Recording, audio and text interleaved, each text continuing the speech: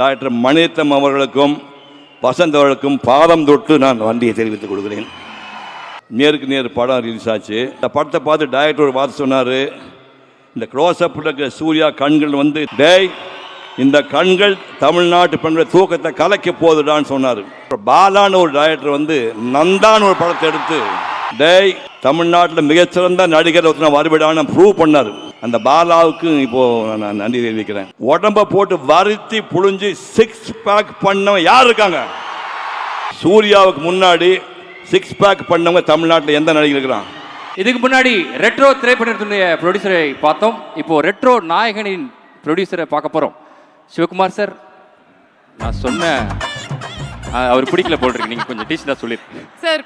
இன்னைக்கு நிறைய பேர் இந்த மேடையில் அவங்களுடைய வாழ்க்கை கதை சொல்லும் பொழுது உங்களுடைய பேர் நிறைய இடத்துல இருந்துச்சு. பிகாஸ் அவங்களுடைய வாழ்க்கையை நீங்க உங்களுடைய சின்ன சின்ன விஷயங்கள் பண்ணி சின்ன சின்ன உதவிகள் செஞ்சு மாத்திருக்கீங்க. That is the kind of wonderful individual you R.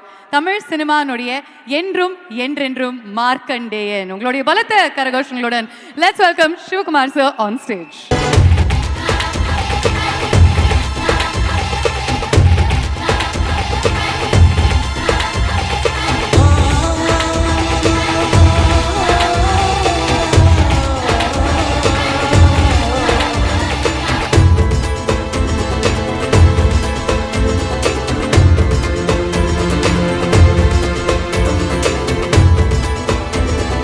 வணக்கம் sir, thank you so much for being here.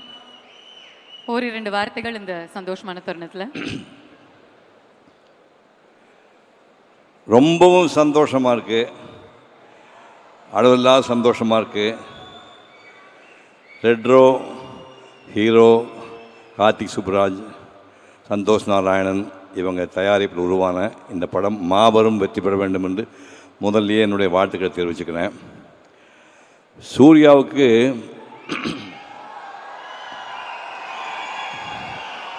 17 வயசு. சென்ட் பீட்ஸ் ஸ்கூலில் ஃபைனல் இயர் படிச்சுட்டு இருந்தார். இப்போ வீட்டுக்கு ஒரு ஜோதிடர் வந்தார், சொந்தக்காரர் தான், ஜோதிடர் வந்தார். 2 பசங்க ஜாதகத்தை கொடுங்க அப்படின்னாங்க. சூர்யா கார்த்தி ஜாதகத்தை கொடுத்தான். பார்த்துட்டு இந்த பையன் கலைத்துறையில் பெரிய ஆள வருவான் அப்படின்னாரு. சூர்யாவா கார்த்தியா அப்படின்னேன். இல்லை சார் பெரிய தம்பி தான் அப்படின்னாரு. காலையிலேருந்து சாயங்காலம் வரைக்கும் 4 வார்த்தை தானே பேசுவான் அந்த பையன், அவன் கலைத்துறையில் வருவான்னு சொல்கிறீங்க. ஒருவேளை டைரக்டராக வருவானோ கார்த்தி சுப்ராஜ் மாதிரி, இல்லை கேமராமேனாக வருவானே? முகத்தை வச்சு பண்ணுற தொழில் அப்படின்னா நடிகராக வர போகிறானா? ஆமாம் சார். யோ நீ லூஸாயா அப்படின்னா. அது மட்டும் இல்லை சார், உங்களை விட நல்ல ஆக்டர்னு பேர் வாங்குவார். உங்களை விட நிறைய அவார்டெல்லாம் வாங்குவார். உங்களோட நிறைய சம்பாதிப்பான்னு சொன்னான். இந்த ஆள் ஏதோ மரம் கண்டு போச்சு போறதுக்கு நீ போங்க சார்ன்ட்டேன். சூர்யா அதை பார்த்துட்டு இருந்துட்டு நான் நடிகனாக போகிறேன்னா ஐயோ நடிகன் மகன் நடிகனானு தலையெழுத்து எனக்கு, அப்படியே எனக்கு ஆசையே இல்லைன்னு சொல்லி அதுக்கப்புறம் லயோலா காலேஜ் போய் பிகாம் முடித்தார். முடிச்சுட்டு பிஎன்டின்னு ஒரு கம்பெனியில் போய் பிஎன்டி கம்பெனியில் போய் எக்ஸ்போர்ட் கம்பெனியில் வந்து வேலை பார்த்துட்டு இருக்கிறார். வேலை பார்த்துட்டு இருக்கும்போது நாங்கள் வந்து மலேசியாவில் ஒரு கலை நிகழ்ச்சிக்கு போயிருந்தோம். தமிழ்நாட்டுக்கு எல்லா ஹீரோயினும் போயிருந்தோம். டாக்டர் வசந்தும் எங்கள் கூட வந்தார். நிகழ்ச்சி முடிஞ்சு வரும்போது, நிகழ்ச்சி ஒரு நாள் முன்னாடியே வசந்த் மெட்ராஸ் போகணுன்னு ஆசைப்பட்டார். மெட்ராஸ் போகும்போது எங்கள் ஃபேமிலி டாக்டர் கூட வந்தவர், அவங்களும் அதே ஃப்ளைட்டில் மெட்ராஸ் வராங்க. சூர்யாவுக்கு ஃபோன் பண்ணி நம்ம ஃபேமிலி டாக்டர் வராருப்பா, நீ ஏர்போர்ட்டுக்கு போய் ரிசீவ் பண்ணி வீட்டில் ட்ராப் பண்ணு சொன்னேன். சூர்யா வந்து ஏர்போர்ட்டுக்கு போயிருக்காரு.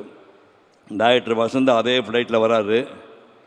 சூர்யா பார்த்தாரு, இந்த பையன் யாருங்க அப்படின்னு முதல்ல பார்க்குறாரு.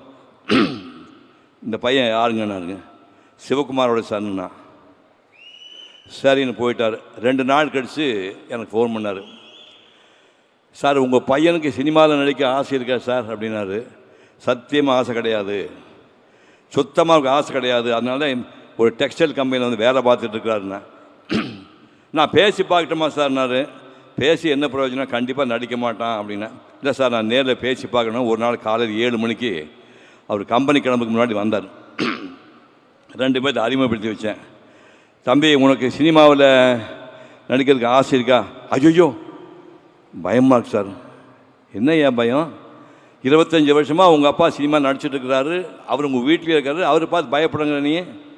இல்லைங்க, எனக்கு சினிமா பற்றி ஒன்றும் தெரியாது, எங்களுக்கு எதுவுமே தெரியாத பையன்தான் வேணும் அப்படின்னு விட்டாங்க. 3 நாள் யோசனை பண்ணார்.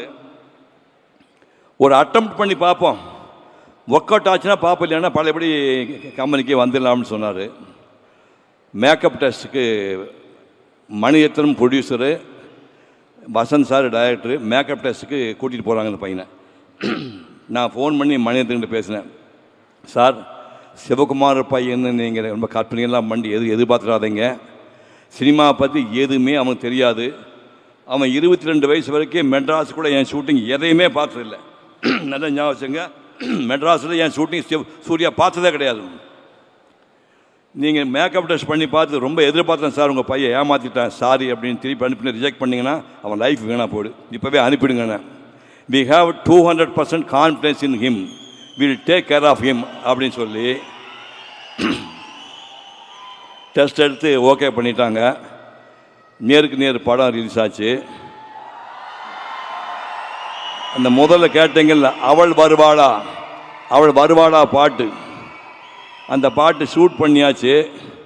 அந்த படத்தை பார்த்து டைரக்டர் ஒரு வார்த்தை சொன்னார், இந்த க்ளோஸ்அப்பில் இருக்கிற சூர்யா கண்கள் வந்து தமிழ்நாட்டுக்கு பெண்கள் தூக்கத்தை தொலைக்கக்கூடிய கண்கள். டேய், இந்த கண்கள் தமிழ்நாட்டு பெண்கள் தூக்கத்தை கலைக்க போதுடான்னு சொன்னார்.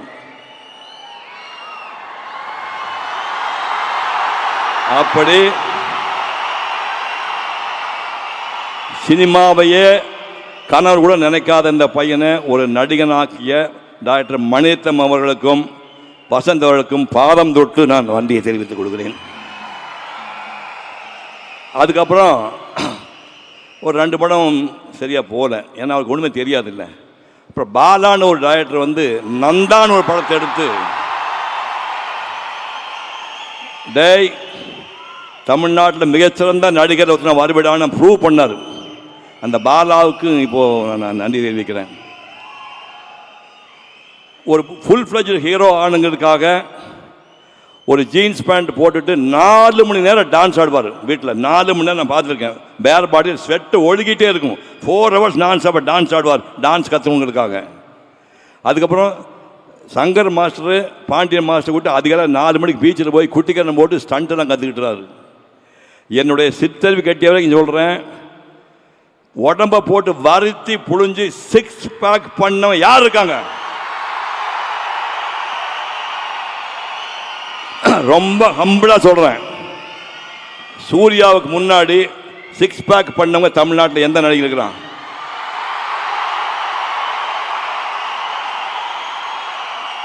இல்ல, அதுக்கு அப்புறம் யாரா பண்ணியிருக்காங்களா? கார்த்தி பண்ணியிருக்கானா சார்? 6 பேக்னு ஒன்று இருக்கின்றதே எனக்கு அவரை பார்த்து தான் சார் தெரியும். பட் அந்த மாதிரி உடம்பை போட்டு வளர்த்துறது தப்புன்னு அதுக்கப்புறம் இவர் எச்சரிக்கை பண்ணார். இந்த மாதிரியெல்லாம் பண்ணி இப்போ 28 வருஷம் ஆகுது. இவர் ஒரு மகத்தான் நடிகனாக உருவாக்கி அத்தனை டைரக்டர்களுக்கும், கார்த்தி சுப்ராஜ் உட்பட அத்தனை தயாரிப்பாளர்களுக்கும் மனப்பூர்வமான நன்றியை தெரிவிக்கின்றேன். இந்த ரெட் ரோஸ் படம் மாபெரும் வெற்றி பெற உங்கள் பேராதரவு வேண்டும் என்று கேட்டு விடைபெறுகின்றேன். நன்றி, வணக்கம். Thank you sir. அப்படியே நீங்கள் கொஞ்சம் நிற்கணும் அங்கே, பிகாஸ் கார்த்திக் சுப்பராஜ் அவர்களுடைய அப்பாவுக்கும் இந்த ரெட்ரோ படம் ரொம்பவே ஸ்பெஷல். கஜராஜ் சார், உங்களை அன்புடன் மேடைக்கு அழைக்கின்றோம். உங்க வீட்டில் ஒரு நடிகர் இருக்காரா? வாயா வாயா. ஒரு படம் இல்லை சார், இது அவருடைய 100வது படம். ரெட்ரோ அப்படிங்கிறது கஜராஜ் சார்னுடைய 100வது படம். இது என்ன ஆச்சரியமா இருக்குன்னா, என்ன ஆச்சரியம்னா, இவர் 100 படத்தில் நடிச்சாங்க எனக்கு சுத்தமாகவே தெரியாது. நான் 20 வருஷமாக சினிமாவே பார்க்கல. எனக்கு தெரியாமல் இந்த அம்மா நடிச்சிருக்கிறாரு. 100 படம் ஆயிடுச்சுன்னா ஷாக்கிங்காக இருக்குயா. செஞ்சுரி போட்டுருக்காரு சார். 100 படங்களை நடித்ததுக்காகவும் இப்படி அற்புதமான ஒரு மகனை பெற்று இயக்குநராகிறதுக்காகவும் உங்களுக்கு மனப்பூர்வமான வாழ்த்துக்களை தெரிவித்து இந்த பரிசு கொடுக்கின்றேன்.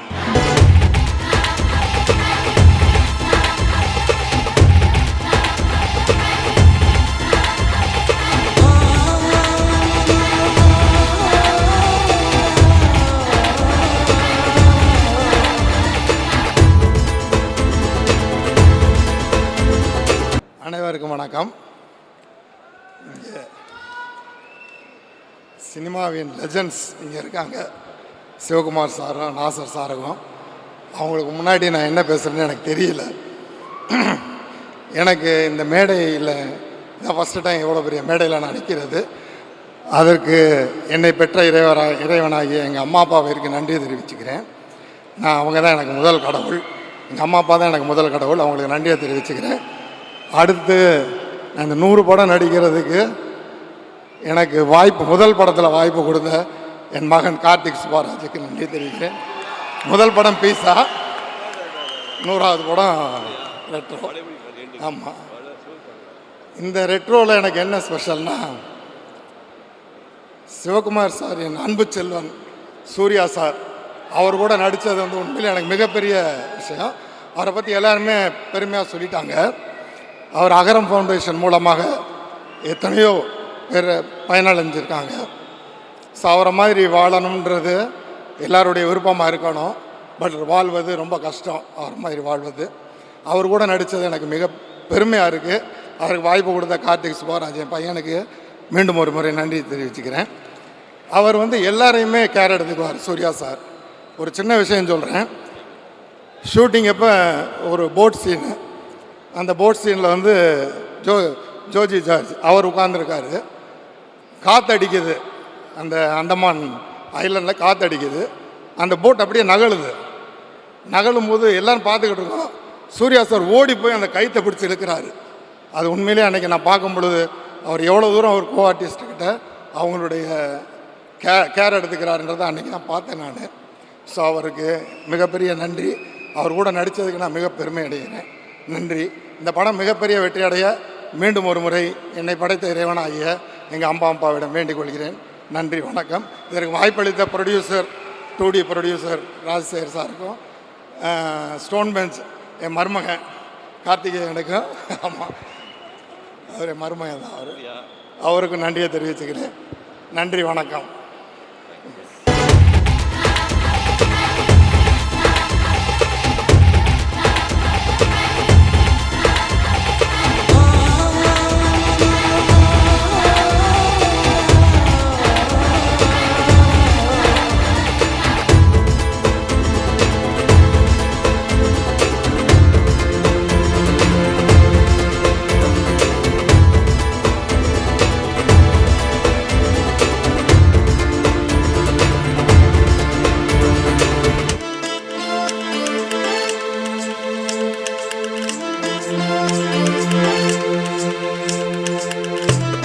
அவர் ஆக்சுவலி ஸ்டெப்ஸ் ஏறும்போது நான் என் கையை கொடுத்தேன், அவர் வாங்கல.